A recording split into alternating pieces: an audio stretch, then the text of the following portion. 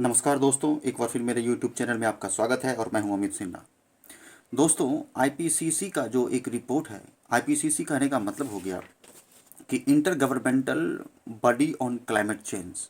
इसके द्वारा एक रिपोर्ट प्रकाशित किया गया है, खास करके ग्लोबल वार्मिंग के संदर्भ में, कि जो पूरा वर्ल्ड का जो टेम्परेचर है, ये वैश्विक जो टेम्परेचर है, ग्लोबल टेम्परेचर, वह जो है सो बहुत तेज़ी से बढ़ रहा है, जिसके पीछे ग्रीन हाउस गैस का इफेक्ट कहा जा रहा है। और इसके बारे में उसने चेतावनी दिया है कि यह एक बहुत ही खतरनाक जो है सो पूरे वर्ल्ड के लिए हो सकता है। इसीलिए पूरे वर्ल्ड, या फिर वो डेवलप कंट्री हो या फिर डेवलपिंग कंट्रीज हो, सबको जो है सो यूनानिमसली यानी सर्वसम्मति से और जो है सो मिलजुल कर जो है सो एक प्रयास करना चाहिए, ताकि जो है सो अपने ग्रीन हाउस गैस इफेक्ट को कम कर सके और विश्व को जो है सो विश्व को बचा सके।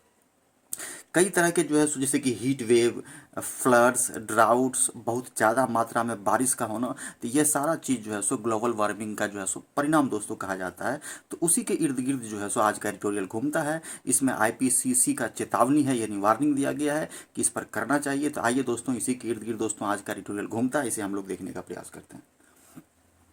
उससे पहले थोड़ा सा एक टर्म समझने का प्रयास करते हैं, कि जिसमें कि ग्लोबल वार्मिंग के बारे में कहा गया है कि जो ग्रीन हाउस है, ग्रीन हाउस जैसे कि कार्बन डाइऑक्साइड हो गया, और भी जितने भी तरह के जो है सो एयर पॉल्यूटेंट हैं, कार्बन डाइऑक्साइड है, मीथेन है, क्लोरोफ्लोरोकार्बन है, कार्बन मोनोऑक्साइड है, फैक्ट्रियों से निकलने वाला धुआं, व्हीकल्स जिसमें कि फॉसिल फ्यूल्स यानी जीवाश्म ईंधन का प्रयोग होता है, जैसे कि पेट्रोल और डीजल का, फैक्ट्रियों से निकलने वाला धुआं, चिमनियों से निकलने वाला धुआं। तो इस तरह का जो चीज़ है जिससे कि ग्लोबल ग्रीन हाउस का जो है उत्सर्जन होता है, जैसे रेफ्रिजरेटर का, एसी का, तो ये सब दोस्तों क्या करता है कि जो भी चीज़ रेडिएशन होता है, जैसे कि ये अर्थ है और सनलाइट यहाँ से आती है, सनलाइट आती है तो फिर ये रिफ्लेक्ट होकर वापस दोस्तों जाती है। तो एक लिमिटेशन बना हुआ है कि उतना जो है सो हमारा जो अर्थ है वो एब्जॉर्ब करती है और फिर उसको वापस जो है सो रिटर्न कर देती है ना उस रेडिएशन को। तो ये सारे जितने भी गैसेस हैं, जो ग्रीन हाउस गैस हैं, वो सारा क्या करते हैं कि उसको जो है सो ट्रैप कर लेते हैं, यानी एब्जॉर्ब, सनलाइट और सोलर रेडिएशन को एब्जॉर्ब कर लेता है, जिस कारण से क्या होता है कि वह गर्मी जो है सो स्पेस में फिर से वापस नहीं जा पाता है, और जो है सो धीरे धीरे धीरे हमारा जो एटमॉस्फेरिक टेम्परेचर है वह बढ़ जाता है। ऑब्वियसली दोस्तों, जो है यदि टेम्परेचर बढ़ेगा तो आइस मेल्टिंग होगा, ग्लेशियर पिघलेगा, समुद्र का यानी कि सी का जो जल स्तर है बढ़ेगा, किनारे वाले जगह जो भी शहरें हैं वो डूब जाएगी, बाढ़ आएगा, और उसके बाद वेदर पैटर्न भी चेंज हो जाता है ना, मौसम का पैटर्न भी चेंज हो जाता है, बारिश होने लगती है, साइक्लोन होने लगता है। तो यह सब जो है सो ग्रीन हाउस गैस का इफेक्ट है। इसके लिए साइंटिफिक एनालिसिस किया गया है और एक रिपोर्ट प्रकाशित किया गया है, और उसी में इस तरह की बातें कही गई है। तो आइए दोस्तों, इसे हम लोग देखने का प्रयास करते हैं।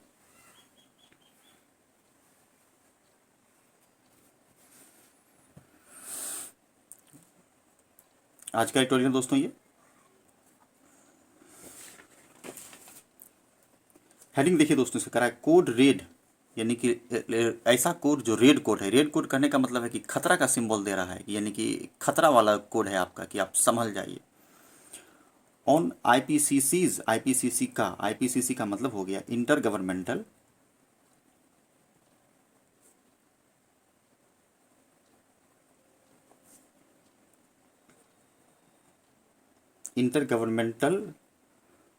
Body on climate change.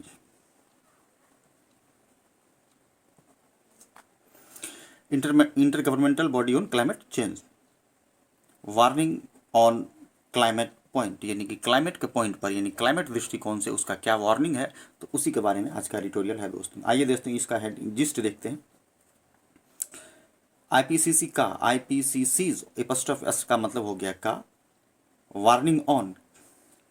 Climate point, की क्लाइमेट पॉइंट पे वार्निंग है आईपीसीसी का, यानी यह एक इंटरनेशनल जो है सो संगठन है, एसोसिएशन है, जो ग्लोबल वार्मिंग का जांच करता है आईपीसीसी। और यह जो है सो यूएन का बडी है, यानी यूएन यानी यूनाइटेड नेशन के अंगरक्षक के तहत यह कार्य करता है IPCC. Warning on climate points to a small window of opportunity, यहाँ से यहाँ तक एक शब्द है, स्मॉल विंडो ऑफ अपॉर्चुनिटी का मतलब हो गया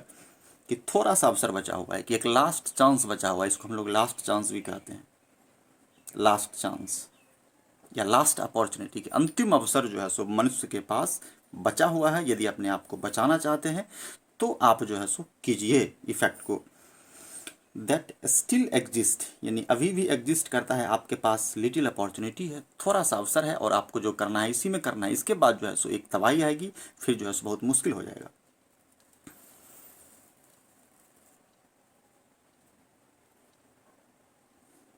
देखिए, दी आईपीसीसी हैज़ इशूड, इसका मतलब हो गया कि आईपीसीसी ने इशू किया है, सब्जेक्ट प्लस हैज़ या have plus V3 plus object, है ना, कि आईपीसीसी ने इशू किया है आर्ग्यूबली इट्स स्ट्रॉन्गेस्ट वार्निंग, कि इसने अपना जो है सो इट्स का प्रयोग किया गया आईपीसीसी के लिए, क्योंकि सिंगुलर है, सिंगुलर के साथ इट्स का प्रयोग करते हैं। यह जो है सो अपनापन बताता है, किसका अपना, तो आईपीसीसी ने अपना जो है सो तर्कसंगत यानी एक जबरदस्त वार्निंग दिया है। यानी तर्कसंगत क्या मतलब, वह जो है सो एनालिसिस पे आधारित है, बिल्कुल सही है। येट ऑन इम्पेंडिंग कैटास्ट्रॉफी, किस पर दिया है वार्निंग, इम्पेंडिंग यानी कि अवश्य होगा, यानी शीघ्र घटित होने वाला, इम्पेंडिंग है जिसे कि आप रोक नहीं सकते, शीघ्र घटित होगा, यानी going to happen in future, in near future में होने वाला है, कि इम्पेंडिंग कैटास्ट्रॉफी, कैटास्ट्रॉफी का मतलब बर्बादी, क्षति, या इसको हम लोग डिजास्टर भी कहते हैं। क्या कहते हैं, डिजास्टर, कि इम्पेंडिंग डिजास्टर है उसके बारे में आईपीसीसी ने वार्निंग दिया है, कि फ्रॉम अनमिसिगेटेड ग्लोबल वार्मिंग, कि आपका जो ग्लोबल वार्मिंग है वह अनमिसिगेटेड है। अनमिसिगेट मीन्स कम होना, अन मतलब नहीं, यानी कि लगातार बढ़ता हुआ, इसको बोलते हैं कंटिन्यू, लगातार बढ़ता हुआ आपका ग्लोबल वार्मिंग। ग्लोबल मतलब पूरा वैश्विक, यानी वैश्विक वार्मिंग का मतलब उष्मा यानी गर्मी, यानी कि अर्थ का जो है सो नॉर्मल टेम्परेचर से ज़्यादा में यानी हिट हो जाना। कॉज्ड बाय, यानी जो ग्लोबल वार्मिंग आपको कॉज हुआ है किसके कारण, ह्यूमन एक्टिविटी के कारण, यानी मनुष्य के इंटरफेरेंस के कारण जो है सो वैश्विक उष्मा यानी ग्लोबल का टेम्परेचर बढ़ना ही ग्लोबल वार्मिंग कहलाता है। Lending scientific credence, scientific credence का मतलब हो गया साक्ष्य या स्पष्टता, यानी कि साइंटिफिक जो है सो स्पष्टता के आधार पर यह तर्क दिया गया, यानी साइंटिफिक एनालिसिस हुआ है। On the basis of scientific analysis the report has been published, lending scientific credence to the argument, यह जो आर्गूमेंट दिया गया है, तर्क वार्निंग दिया गया है, यह जो है सो एक साइंटिफिक साक्ष्य पर आधारित है, यानी बिल्कुल सही है, कि राइजिंग वाइल्ड फायर्स, जंगल में जो आग लग रहा है, हमने देखा कि अमेजोन जैसे जंगल में जो है सो बहुत भीषण आग लगा और जो है सो बहुत ज़बरदस्त बर्बादी हुई। तो जंगल में आग लगने के से वहाँ का जो पूरा जो बायोडाइवर्सिटी है दोस्तों, वो जो है सो डिसरप्ट हो जाता है और बर्बाद हो जाता है, जिसका सीधा असर जो है सो हमारे जो है सो क्लाइमेट पर देखने को मिलता है, यानी हमारी ओवरऑल पूरे वर्ल्ड पर देखने को मिलता है। जाहिर सी बात है, आपके पड़ोसी में यदि डेली झगड़ा होगा तो आप भी प्रभावित होंगे, यानी कि आपके घर में भी कुछ होता है, आपके पड़ोसी में भी कुछ होता है, आपके मोहल्ले में भी कुछ होता है, तो आप प्रभावित होते हैं। ऑब्वियसली पृथ्वी के किसी भी हिस्से में किसी तरह का घटना होगा तो पूरा वर्ल्ड उससे प्रभावित होगा। राइजिंग वाइल्ड फायर, जंगल में आग लगने की घटना। हीट वेव्स, यानी लू कहते हैं इसको, लू, हीट वेव्स। एक्सट्रीम रेनफॉल, यानी कि सामान्य रेनफॉल, नॉर्मल रेनफॉल से ज़्यादा होना। हम लोग देखे हैं कि लगातार बारिश जो है सो हुआ है, तो इसको हम लोग कहेंगे extreme rainfall and floods. These are the consequence और the effects of the global warming, ये सब प्रभाव है। विटनेस्ड इन रिसेंट टाइम्स, कि रिसेंट टाइम्स में विटनेस रहा है, यानी हाल के वर्षों में देखने को मिला है, यानी विटनेस यानी साक्ष्य रहा है। आर, यानी क्या क्या आर का प्रयोग किया गया, wild fires, heat waves, extreme rainfall और फ्लड्स के लिए are all strongly influenced by changing climate, यानी कि जो क्लाइमेट चेंजिंग हो रहा है उससे यह इन्फ्लुएंस था, यानी प्रभावित था, यानी इसी के द्वारा इन्फ्लुएंस किया गया, लाया गया जो है so heat wave, wild fire, extremely rainfall, सब ग्लोबल वार्मिंग के कारण ही स्ट्रांगली आया है, यानी इसी के कारण यह नतीजा दोस्तों भुगतना हो रहा है। इन अ स्टार्क रिपोर्ट, यानी एक रिपोर्ट में, स्टार्क रिपोर्ट एनुअली रिपोर्ट यानी वार्षिक रिपोर्ट है, जो रिपोर्ट जो है सो आईपीसीसी के अकॉर्डिंग दिया जाता है, यानी कि एक प्रकार का ग्लोबल वार्मिंग जो रिपोर्ट है, जो स्टार्क रिपोर्ट है, on the physical science basis of climate change पर, on the physical science basis of climate change, कि क्लाइमेट चेंज का फिजिकल साइंस बेसिस पर जो रिपोर्ट है, जिसको स्टार्क रिपोर्ट कहते हैं, कंट्रीब्यूटेड फॉर, जिसमें बताया गया है, कंट्रीब्यूटेड मतलब योगदान देना, योगदान देना। यानी कि इस रिपोर्ट में निकल कर सामने आया broader assessment report of UN, कि यूएन का यह ब्रॉडर यानी विस्तृत यानी व्यापक जो है सो रिपोर्ट असेसमेंट है। असेसमेंट मतलब मूल्यांकन करना है। इस रिपोर्ट के माध्यम से मूल्यांकन किया गया है। रिपोर्ट है, ब्रॉडर मतलब विस्तारित है, यानी पूरे विस्तृत जो है सो एलाबोरेटेड जो है यह रिपोर्ट है दोस्तों। The IPCC's working group has called for deep cuts to carbon dioxide emissions,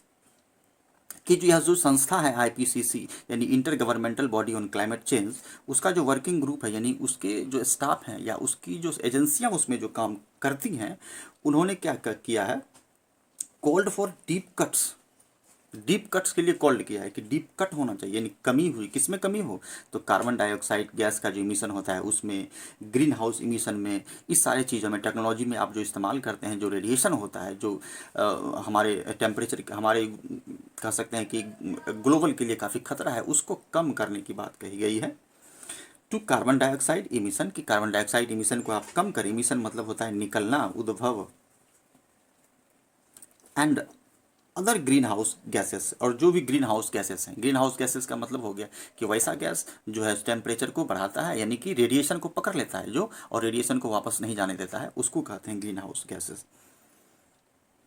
and a move to net zero emission, इसका इस ग्रुप का कहना है कि आप कार्बन डाइऑक्साइड को कम कट कीजिए, ग्रीन हाउस गैस को कट कीजिए और नेट जीरो एमिशन कीजिए, यानी कि ऐसा कीजिए ताकि पृथ्वी बच सके, यानी आप जो है सो जीरो इमिशन यानी ना के बराबर इमिशन, जैसा कि as the world would otherwise exceed. बड़ा ही बेहतरीन लाइन दोस्तों कह रहा है, नहीं तो या अदरवाइज, जैसा कि वर्ल्ड वुड मतलब होगा, भविष्य की संभावना बता रहा है। अदरवाइज यहाँ कह सकते हैं कि नहीं तो, अदरवाइज क्या हो जाएगा, एक्सीड कर जाएगा, बढ़ जाएगा 1.5 degree Celsius and 1.5 degree Celsius और 2 डिग्री सेल्सियस ऑफ वार्मिंग। दोस्तों ऐसा कहा ही गया है कि 1980 के बाद से जो है सो लगभग 1 डिग्री जो है सो एवरेज टेम्परेचर जो है सो वृद्धि हो गई है, जो कि बहुत खतरनाक है। यदि 1.5 डिग्री हो जाएगा यानी 1.5 डिग्री हो जाता है तो वो भी खतरनाक है, और 2 डिग्री तो बहुत ही डेंजर जोन चला जाएगा। उतना जो है सो एवरेज नहीं होना चाहिए। करेक्ट, 1.5 डिग्री सेल्सियस और 2.5 डिग्री सेल्सियस जो है सो वार्मिंग लेवल आपका बढ़ जाएगा, यानी पूरे वर्ल्ड का जो वैश्विक उष्मा है वह बढ़ जाएगा। किसके दौरान, तो ड्यूरिंग द 21st सेंचुरी, यानी कि 21st सेंचुरी के दौरान आपका इतना बढ़ जाएगा। और जो कि क्या होगा, विथ परमानेंट कंसिक्वेंस होगा। कंसिक्वेंस मीन्स परिणाम, जिसका कि परमानेंट आपको परिणाम देखने को मिलेगा, यानी कि बहुत ही खतरनाक परिणाम जो है सो दोस्तों देखने को मिल सकता है। अब कह रहा है कि climate change is described by many, कि बहुत सारे के द्वारा जो क्लाइमेट चेंज है उसको डिस्क्राइब किया जाता है as a far greater threat के रूप में, कि बहुत बड़ा यानी फार ग्रेटर थ्रेट है, खतरा के रूप में कहा जाता है कि यह बहुत बड़ा खतरा है ना। इसका अचानक तुरंत जो है सो इसका रिजल्ट नहीं आता है, लेकिन लॉन्ग टर्म में आता है, लेकिन वो भी क्या होता है कि बहुत ही खतरनाक होता है। As a far greater threat के रूप में, टू का मतलब को, ह्यूमैनिटी को, देन कोविड-19, की कोविड-19 की तुलना में क्लाइमेट चेंज का जो खतरा है वह बहुत ही ग्रेटर थ्रेट है, बहुत ही भयानक खतरा है, यानी यह ज़्यादा प्रभावित कर सकता है। कोविड-19 को तो हम किसी तरह का जो है सो कई तरह के प्रयास के द्वारा जो है सो इसको हम लोग टैकल कर भी सकते हैं, लेकिन इसको करना बहुत ही मुश्किल हो जाएगा, पूरी दुनिया खतरे में आ जाएगी। वही कह रहा है कि इसके बारे में बताया गया है कि यह बहुत ही ग्रेटर थ्रेट है, यानी कि गहरा खतरा है ह्यूमैनिटी के लिए कोविड-19 की तुलना में। क्यों, बिकॉज के साथ ऑफ लगाया है, ध्यान देना है कि बिकॉज का ऑफ लगने का मतलब होता है क्योंकि। इसके बाद जो है सो ऑब्जेक्टिव रूप का प्रयोग नहीं करते हैं, है ना। बिकॉज ऑफ के बाद जो है सो बिकॉज ऑफ के बाद जो है सो सब्जेक्टिव रूप का प्रयोग नहीं करते, जैसे ही, सी, ये सब का प्रयोग नहीं करते। Because of its irreversible impact, क्यों, क्योंकि इसका जो है सो इरिवर्सिबल इम्पैक्ट है, इसको आप चेंज नहीं कर सकते हैं। ऐसा प्रभाव होगा जो आप बदल नहीं सकते हैं, ऐसा नहीं कि ठीक कर लीजिए, जैसे बुखार लगा, दवाई खाए तो ठीक हो गए, तो ये रिवर्सिबल इम्पैक्ट हो गया कि रिवर्स कर सकते हैं, और जिसको ठीक नहीं कर सकते हैं वह इरिवर्सिबल हो जाएगा, तो इसका जो प्रभाव होगा इरिवर्सिबल होगा। The latest report is bound to strengthen the criticism, की जो लेटेस्ट रिपोर्ट है वह जो है सो बाउंड टू है, यानी कि इसको हम लोग कह सकते हैं डिटरमाइंड टू, यानी इस रिपोर्ट में जो है सो पूरी तरीके से स्पष्ट हो गया है, डिटरमाइंड हो गया है, बता दिया गया है, स्ट्रेंथन दी क्रिटिसिज्म, कि इस तरह का जो क्रिटिसिज्म किया गया है, आलोचना किया गया है पूरे दुनिया का, कि पूरी तरीके से जो है सो कार्बन डाइऑक्साइड का और ग्रीन हाउस गैस का जो इमिशन हो रहा है यह बिल्कुल सही है, यानी कि यह जो क्रिटिसिज्म किया गया है, आलोचना किया गया है ग्लोबल वार्मिंग को लेकर, बिल्कुल सही है। यह जो है सो रिपोर्ट में कहा गया है दैट की लीडर्स इन मेनी कंट्रीज, कि बहुत सारे कंट्रीज में जो लीडर्स हैं, जो नेता हैं, जो उसके जो प्रधानमंत्री या राष्ट्रपति जो हैं, है वो बड़ा ही बेहतरीन दोस्तों शब्द कह रहा है, स्टोन वॉल्ड। स्टोन वॉल्ड का मतलब होता है देरी करना, डिलेड करना, एंड अवॉइडेड मतलब मुकर जाना या नकारना, मूविंग अवे यानी बचना या त्यागना, from coal and other fossil fuels. कहने का मतलब है कि आज जो भी आपका जीवाश्म ईंधन है, फॉसिल फ्यूल जैसे डीजल, ईंधन, कोयला, ये सब आपका फॉसिल फ्यूल्स हो गया। कोयला यानी कोल और अदर फॉसिल फ्यूल से बचने के लिए जो है सो लोग प्रयास, ये लीडर नहीं कर रहे हैं, यानी इसका इस्तेमाल कर ही रहे हैं, जबकि इस पर रोक नहीं लगा रहे हैं। यही कहना चाह रहा है कि moving away avoided stone wall, यानी कि लीडर्स क्या कर रहे हैं, देरी कर रहे हैं और मुकर रहे हैं, कोल और अदर फॉसिल फ्यूल्स को जो है सो छोड़ने से बच रहे हैं, यानी छोड़ना नहीं चाह रहे हैं, यानी उसका इस्तेमाल लगातार कर रहे हैं। जबकि even even those who promise to act, कि बल्कि वैसे व्यक्ति भी जिन्होंने प्रॉमिस भी किया था, एग्रीमेंट में भी प्रॉमिस किया था कि हम अपना कार्बन डाइऑक्साइड और ग्रीन हाउस गैस इमिशन को जो है सो कम करेंगे और फॉसिल फ्यूल्स पर जो है डिपेंडेंसी है उसको कम करेंगे, वह भी नहीं कम कर रहे हैं, यानी उनका भी बात जो है सो समाप्त हो रहा है। और fail to influence the multilateral system, और जो मल्टीलैटरल सिस्टम है उस पर भी वो फेल हो गए, यानी कहने का मतलब है कि इसको पूरी तरीके से वैश्विक प्रयास नहीं किया जा रहा है, यानी लुंज पुंज रवैया है। यदि अच्छे से किया जाएगा, एक्टिवली इसको इम्प्लीमेंट किया जाएगा तो बहुत अच्छा जो है पॉजिटिव और सकारात्मक जो है सो रिजल्ट देखने को मिलेगा। The new report attributes catastrophic events, नया रिपोर्ट में कैटास्ट्रोफिक इवेंट के बारे में बताया गया है। कैटास्ट्रोफिक मतलब जो आपका बर्बादी वाला जो इसका जो है सो रिजल्ट है। एट्रीब्यूट्स मीन्स बताना, ऐसे इसका मीन होता है योगदान, कि नया जो रिपोर्ट है वह यह एट्रीब्यूट करता है, बताता है, योगदान देता है कि जो कैटास्ट्रोफिक इवेंट है, इवेंट मतलब यहाँ हो जाएगा घटनाएं, जैसे बाढ़। कैटास्ट्रोफिक मतलब जो है सो डेंजरस जो घटनाएं हैं, to sustain global warming. Sustain मतलब लगातार ग्लोबल वार्मिंग के कारण आप कह सकते हैं कि लगातार सस्टेन ग्लोबल वार्मिंग, खास करके particularly the frequency and intensity of hot extremes, यानी जो गर्म एक्सट्रीम्स जो हैं, धाराएं जो हैं समुद्र में, जो गर्म धाराएं चलती हैं, उसकी जो फ्रीक्वेंसी और इंटेंसिटी है वो तीव्र हो गया है, यानी पहले के बनिस्पत में जो है सो ज़्यादा जो है दोस्तों हो गया है। मैरीन हीट वेव्स, मैरीन मतलब जो आपका हो गया समुद्री या जलीय जो हीट वेव्स है वह भी बढ़ा। हैवी प्रीसिपिटेशन, प्रीसिपिटेशन का मतलब वर्षा या बारिश, हैवी बारिश हो रही है। पहले जो एक नॉर्मल जो है सो है कि इतना सेंटीमीटर बारिश होती थी, उससे ज़्यादा दोस्तों बारिश हो रही है, तो ये सब कहीं ना कहीं ग्लोबल वार्मिंग के कारण ही है। वही कह रहा है कि इसका एक जो है सो कैटास्ट्रोफिक इवेंट के रूप में क्या परिणाम उसका हो रहा है ग्लोबल वार्मिंग का, कि हीट वेव है, हैवी प्रिसिपिटेशन है, हॉट एक्सट्रीम्स है, मैरीन हीट वेव्स है, और क्या साथ ही साथ एग्रीकल्चरल एंड इकोलॉजिकल ड्राउट्स हो रहा है, यानी कि कृषि में आपको सूखा देखने, ड्राउट मतलब सूखा,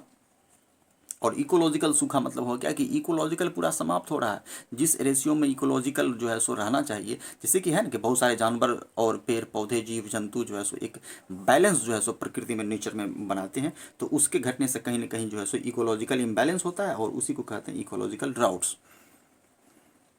और proportion of intense tropical cyclone, की ट्रॉपिकल साइक्लोन की जो इंटेंसिटी है यानी गहराई है, यानी इंटेंस बढ़ गया है, ज़्यादा मात्रा में अनुपात हो गया है साइक्लोन का, है ना। यही साइक्लोन ट्रॉपिकल क्षेत्र में का जो साइक्लोन है, हम लोग के यहाँ जो साइक्लोन को जो है सो हम लोग क्या कहते हैं उसको, हम लोग के यहाँ भी हम लोग भी साइक्लोन ही कहते हैं इसको, है ना। और जो है सो इसको टाइफून चाइना में कहा जाता है, टाइफून चाइना ताइवान में इसको टाइफून कहा जाता है, अलग अलग जगह में अलग अलग नाम है। ऑस्ट्रेलिया में शायद लिली विली कहा जाता है इसे। 'Reduction in Arctic sea ice' जाहिर सी बात है दोस्तों, मैं बताया हूँ कि यदि ग्लोबल टेम्परेचर बढ़ेगा तो जो आर्कटिक जो हमारा जो आइस है वह पिघलेगा और पिघल कर समुद्र में जाएगा, समुद्र का जलस्तर बढ़ेगा और आसपास का शहर पूरा डूब जाएगा। आर्कटिक सी भी पिघल रहा है, ग्लेशियर जिसको कहते हैं हम लोग, वह भी पिघल रहा है। Snow cover and permafrost, permafrost का मतलब हो गया कि जो पृथ्वी का यानी अर्थ का ऊपर का और अंदर का जो क्रस्ट, ऊपर का यानी और अंदर का जो लेयर है उसको हम लोग परमाफ्रॉस्ट कहते हैं। जो फ्रोजन लेयर है, जो स्ट्रॉन्ग वाला लेयर है, वह भी प्रभावित हो रहा है। Permafrost, snow cover, Arctic ice, tropical cyclones हो रहे थे, यह सारा गतिविधि दोस्तों देखने को मिल रहा है। अ फेनोमेनन सच एज, और भी फेनोमेनन मतलब जो घटनाएं हैं, जैसे कि हैवी रेनफॉल तो हो ही रहा है। ओवर, थोड़ा सा और दोस्तों बचा हुआ है।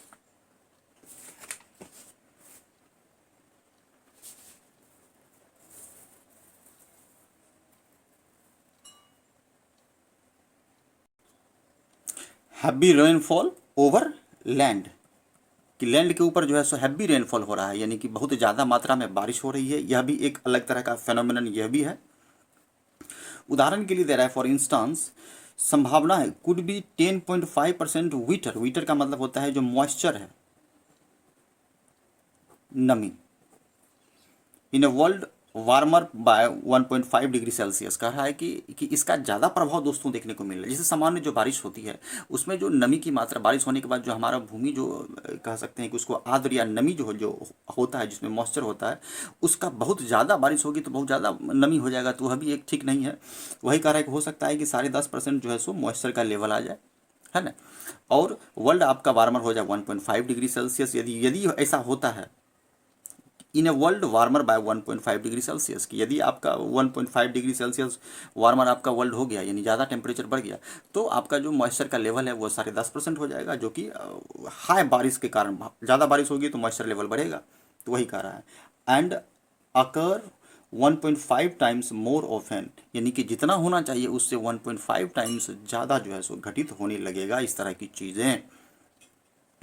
कंपेयर टू, यानी जब तुलना करते हैं उन्हें 1850 से 1900 के पीरियड के बीच में, यानी 1850 से 1900 पीरियड के बीच की तुलना में यह जो है सो 1.5 डिग्री सेल्सियस ज़्यादा टेम्परेचर हो जाएगा, और मॉइस्चर की जो लेवल है वह भी बढ़ जाएगा 10.5%, और घटित होने का दर जो है, अकर मतलब घटित होना, वह 1.5 गुना बढ़ जाएगा दोस्तों। तो यही इसका है।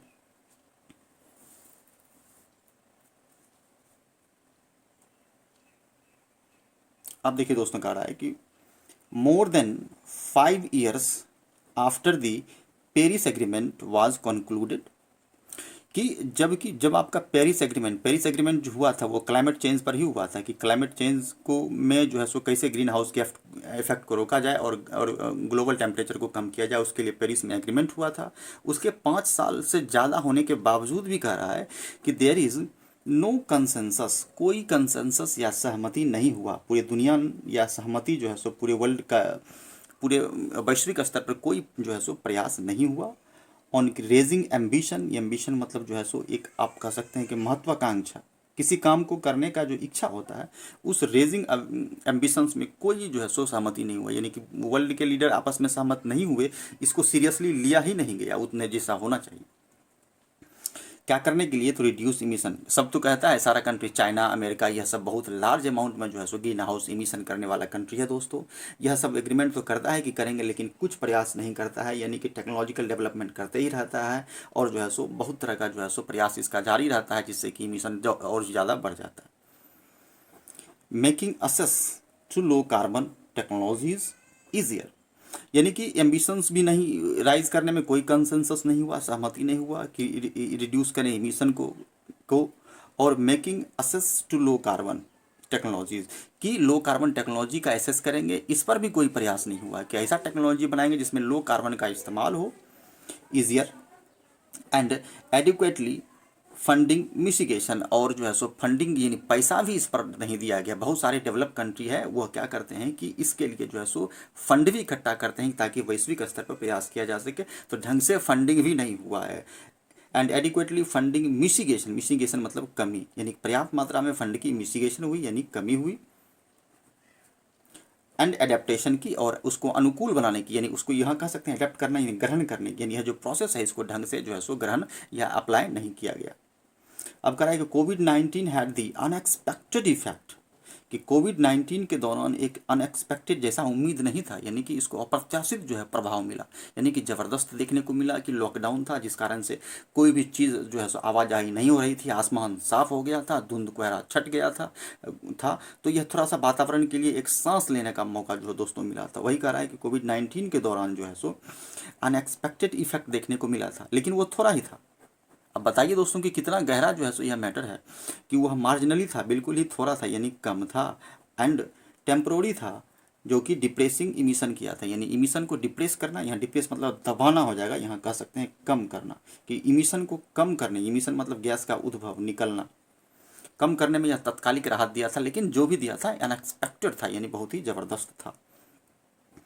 दी आईपीसीज एनालिसिस, कि यह जो संस्था का जो एनालिसिस किया गया है, प्रेजेंट करता है दोस्तों, यहाँ वर्ब है, प्रेजेंट करता है, प्रेजेंट सॉरी वर्ब नहीं है दोस्तों, प्रेजेंट सिनारियो है इसका, एनालिसिस का present scenario of large scale collapse of climate system. इसमें बताया गया है कि आपका जो क्लाइमेट सिस्टम है वह लार्ज स्केल कोलैप्स है, यानी बड़े स्तर पर वह जो है सो धराशायी होने वाला है, यानी धराशायी हो रहा है, यह बता रहा है। और बताता है कि फ्यूचर लीडर्स की जो भविष्य के जो यानी लीडर्स जो है सो भविष्य में क्या कर सकते हैं, या भविष्य के जो लीडर्स होंगे would find virtually impossible to manage, यानी कि लगभग वर्चुअली मतलब लगभग जो है सो असंभव हो जाएगा, इम्पॉसिबल हो जाएगा मैनेज करना भविष्य के नेताओं के लिए, यानी भविष्य में जो है सो यह प्रॉब्लम इतना गहरा हो जाएगा कि इसको जो है मैनेज करना इम्पॉसिबल हो जाएगा। हीट वेव्स जो लू है, एंड जो हैवी बारिश है की जो घटनाएं हैं, इवेंट्स हैं, एक्सपीरियंस्ड विथ इंक्रीजिंग फ्रीक्वेंसी, बड़ा ही बेहतरीन शब्द कर रहा है कि इसकी फ्रीक्वेंसी बढ़ रही है, यानी कि जो फ्रीक्वेंसी जैसे एक बार होना चाहिए तो बार बार हो रहा है, तीव्रता उसकी ज़्यादा है, यानी बारिश जो है सो बहुत ज़बरदस्त होता है, पहले ऐसा नहीं होता था। वही कह रहा है कि इसको अनुभव किया गया है कि इसका बढ़ा हुआ फ्रीक्वेंसी और इंटेंसिटी, इसकी तीव्रता और जो फ्रीक्वेंसी है यानी आने की जो दर है वो बहुत ज़्यादा है, यानी हैवी अमाउंट में बारिश हो रहा है। आर का प्रयोग दोस्तों इवेंट्स के लिए किया गया, ये वर्ब हो गया, ये हो गया आपका नाउन हो गया, या जो सब्जेक्ट नाउन का प्रयोग किया गया है। जस्ट टू ऑफ दीज, अब कह रहा है कि यह जो दो चीज़ आपको मिल रहा है देखने को, हीट वेव्स और heavy rainfalls, while disruptions to the global water cycle, और जबकि डिसरप्शन यानी जो बाधा, इसके साथ ही जो आपका ग्लोबल जो है सो वाटर का जो साइकिल है जो होना चाहिए, एक जो यदि कहने का मतलब है कि यदि पूरा सिस्टम जो है सो करप्ट होता है तो पूरा चीज़ करप्ट हो जाएगा, इकोलॉजिकल इम्बैलेंस होता है तो आपका वाटर साइकिल भी जो है सो डैमेज होगा। यह भी पोज करता है कि global cycle water cycle pose a more predictable threat. Pose a threat का मतलब होता है कि खतरा उत्पन्न करना, खतरा उत्पन्न करना, इसके साथ आगे थ्रेट का प्रयोग किया गया है। तो यह सब शब्द को जोड़ने का कला है दोस्तों द हिंदू का। बस थोड़ा सा और है, global water cycle pose a more unpredictable threat, ऐसा खतरा है जिसको कि आप प्रेडिक्ट नहीं कर सकते हैं, बहुत भयानक खतरा, अन मतलब नहीं, प्रेडिक्टेबल जिसकी आप जो है सो अनुमान नहीं लगा सकते हैं, अनुमानित है, यानी इसको हम लोग कह सकते हैं कि इसकी अनुमान नहीं लगा सकते हैं। और यदि if emissions continues to rise, कि लगातार यदि आपका इमिशन होता है, आप जो है सो लगातार इमिशन करते हैं, तो ओशियंस एंड लैंड जो है सो आपका खास करके जो वो समुद्र है और जो आपका लैंड है, जो दो महत्वपूर्ण सिंक्स हैं आपका, है टू इम्पोर्टेंट सिंक, यानी कि वह दोनों जो है सो सिंक हो जाएगा, यानी डूब जाएगा, या यहाँ कह सकते हैं कि बर्बाद हो जाएगा। एंड द लेटर, लेटर मतलब बाद वाला, लेटर मतलब बाद वाला, जब दो चीज़ का प्रयोग दोस्तों करते हैं ना, जैसे ए और बी दो की बात करते हैं, तो इसको जो पहले होता है इसको हम लोग बोलते हैं पहले, यानी फॉर्मर, और दूसरे वाले को हम लोग बोलते हैं लेटर, यानी बाद वाला। जब दो की चर्चा करते हैं तो बाद वाले के लिए हम लोग क्या लगाते हैं, लेटर, और पहले वाले के लिए लगाते हैं फॉर्मर। तो वही यहाँ पर हो गया कि जो ओशियन है ये फॉर्मर हो गया और लैंड हो गया लेटर। तो यह दोनों परेशान हो सकता है, डूब सकता है, तबाह हो सकता है। एंड जो लेटर वाला है यानी बाद वाला यानी लैंड जो है, जो कि एक महत्वपूर्ण यानी की part of India's climate action plan का जो है सो लैंड जो है सो की पार्ट है, वुड बी ग्रेटली वीकेंड, वह जो है सो ग्रेटली यानी कि ज़बरदस्त रूप से वीकेंड हो जाएगा, कमज़ोर हो जाएगा, तो यहाँ हो जाएगा तबाह हो जाएगा या परेशान हो जाएगा। In their ability to absorb atmospheric carbon dioxide, कि कार्बन डाइऑक्साइड को एब्जॉर्ब करने का जो एबिलिटी है वह समाप्त हो जाएगा। जाहिर सी बात है कि उसका एक जो है हमारा जो लेयर है, ओजोन लेयर है या फिर जो स्टेथोस्फेयर है, जो कि हमारा जो 5 जो लेयर है, उस सब लेयर का अलग अलग काम है। तो वह जो उसकी एक सीमा है, ज़्यादा ग्रीन हाउस इमिशन होगा तो वह जो है सो सीमा से कह सकते हैं कि बहुत ज़्यादा हो जाएगा, तो फिर परेशानी हो सकती है। वही कह रहा है कि greatly weakened in their ability to absorb atmospheric carbon dioxide को एब्जॉर्ब करने में असक्षम हो जाएगा और तबाही हो जाएगी। The new report sets a stage, बहुत ही बेहतरीन शब्द है यह। सेट अ स्टेज का मतलब हो गया कि बहुत ही आवश्यक, इसको कह सकते हैं कि वेरी नीड, बहुत आवश्यक होना किसी चीज़ का, कि सेट ए स्टेज यानी एक स्टेज सेट करता है, यानी एक महत्वपूर्ण आवश्यकता की जरूरत है या बहुत इंपॉर्टेंट है for the COP26 conference in November, की जो नवंबर में जो COP26 कॉन्फ्रेंस यानी कि यह कोपेनहेगन कॉन्फ्रेंस जो हुआ था, स्पेशली ऑन क्लाइमेट चेंज पर जो हुआ कॉन्फ्रेंस हुआ था, पूरे वैश्विक स्तर पर प्रयास था कि क्लाइमेट एक्शन प्लान बनाया जाए, है ना। तो इसके लिए कहा है कि उसी चीज़ की आवश्यकता है, यानी एक नया जो है स्टेज से करता है, यानी ज़बरदस्त काम करना होगा। The only one course to adopt, कि एकमात्र आपको कोर्स जो है सो अडॉप्ट करना होगा, ग्रहण करना होगा, कि there is for developed countries, जो कि डेवलप्ड कंट्रीज़ के लिए कौन सा कोर्स उपलब्ध कराना होगा, कि विथ लेगेसी इमिशन, कि उनको जो इमिशन यानी वह जो ग्रीन हाउस गैस का, कार्बन डाइऑक्साइड गैस का इमिशन करते हैं, जो उनको विरासत में मिला है, यानी कि हम डेवलप कंट्री हैं तो कुछ भी बनाएंगे और इमिशन करेंगे, टू इफेक्ट डीप कट्स, उनको इस इफेक्ट को डीप कट करना होगा, यानी कि कम कीजिए, आप जीरो तक लाइए, एकदम डीप कट करना होगा। और क्या करना होगा, transfer technology without string to emerging economies, कि जितने भी इमर्जिंग इकोनॉमीज हैं, जैसे इंडिया, ब्राज़ील, तो यह सब जो इमर्जिंग इकोनॉमीज हैं, इनको आप जो है सो बिना किसी स्ट्रिंग का, स्ट्रिंग मतलब परेशानी, ऐसे स्ट्रिंग का मतलब धागा होता है दोस्तों, है ना, लटकाना भी होता है, झूलना भी होता है, तो विदाउट एनी स्ट्रिंग आप उसको ट्रांसफ़र कीजिए टेक्नोलॉजी, जिससे कि ग्रीन हाउस गैस इफेक्ट को कम किया जा सके। और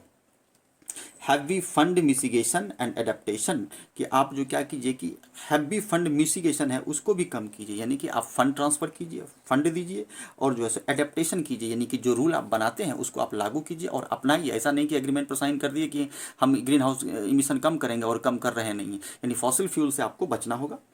और डेवलपिंग कंट्री के लिए जो कहा गया है कि इसको करना चाहिए, सूट करना चाहिए, then have no hesitation in committing themselves to steeper emission cuts, और डेवलपिंग कंट्रीज़ को भी किसी तरह का हेजिटेशन नहीं होना चाहिए कि जो है सो हम ग्रीन हाउस गैस का इफेक्ट कम नहीं करेंगे, चूँकि हम तो विकसित हैं नहीं, वैसी बात नहीं है।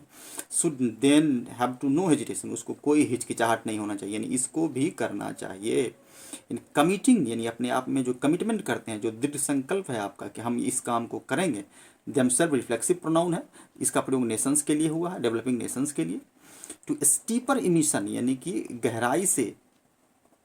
स्टीपर मतलब गहराई से आपको इमिशन को जो है सो कट करना होगा, इसमें कोई जो है सो आपको कोताही नहीं होगी। तो यही दोस्तों है, यदि दुनिया को बचाना है तो इस तरह से वैश्विक प्रयास करना होगा, ताकि ग्रीन हाउस गैस के इफेक्ट से जो है सो ग्लोबल हीट होने से बचा जा सके, और इसका जो परिणाम है, जो कॉन्सिक्वेंसेस है, जो फेनोमेना होता है, जैसे हीट वेव है, हैवी रेनफॉल है, साइक्लोन है, इसको रोका जा सके और दुनिया को तबाह होने से बचाया जा सके। तो यही दोस्तों मेरा प्रयास था। आई होप कि आप लोगों को अच्छा लगा होगा। अच्छा लगा हो तो सब्सक्राइब करें, लाइक करें और शेयर करें। तो मिलते हैं फिर अगले वीडियो में। धन्यवाद।